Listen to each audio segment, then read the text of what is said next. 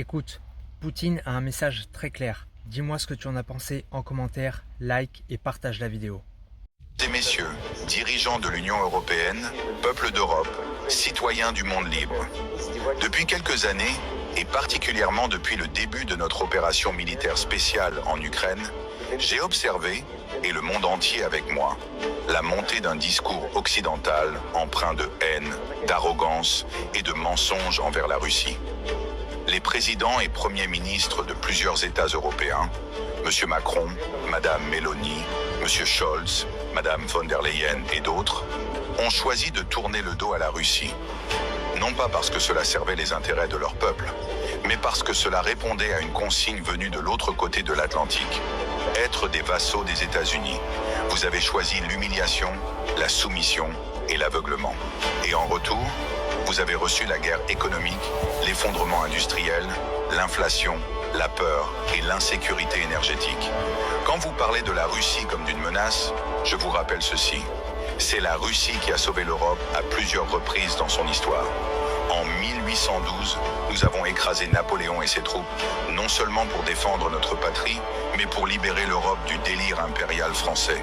En 1945, c'est l'armée rouge qui a hissé son drapeau sur le Reichstag à Berlin, au prix de 27 millions de vies soviétiques. C'est grâce au peuple russe que l'Europe ne parle pas aujourd'hui l'allemand sous un régime nazi. Et aujourd'hui encore, malgré vos insultes, vos sanctions, vos mensonges et votre propagande, nous ne vous considérons pas comme des ennemis, mais comme des peuples égarés.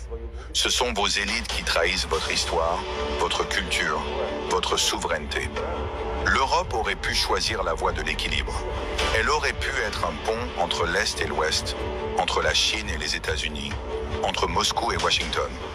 Mais vos dirigeants ont préféré vendre votre futur à un empire en déclin, à une puissance obsédée par le contrôle mondial, les États-Unis d'Amérique. Ils vous imposent leurs guerres, leurs bases militaires, leurs dollars, leurs multinationales, leurs valeurs, et vous les acceptez sans broncher. Et maintenant, c'est vous qui nous accusez d'être une menace? Vous avez isolé la Russie? Non. Vous vous êtes isolé du reste du monde.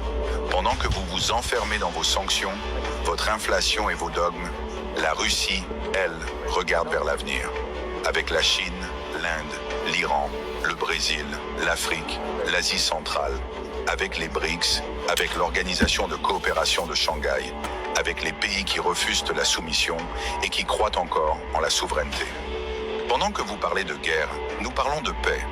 Pendant que vous effacez votre mémoire, nous honorons nos ancêtres.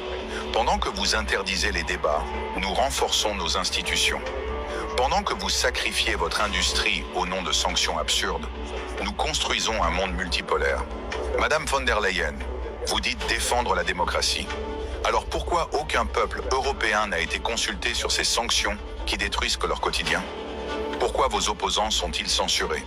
Pourquoi l'information est-elle manipulée? Pourquoi la peur règne-t-elle dans vos médias? Monsieur Macron, vous accusez la Russie de néocolonialisme. Mais qui pille encore aujourd'hui l'uranium du Niger, l'or du Mali, le pétrole de la Libye et impose des bases militaires partout en Afrique? La Russie n'a jamais colonisé l'Afrique.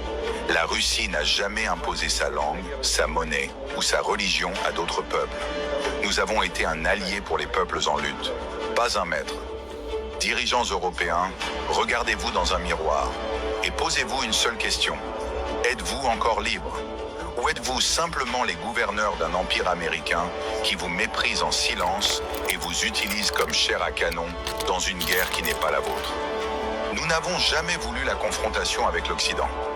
Mais nous ne fuirons pas non plus le combat si on nous l'impose.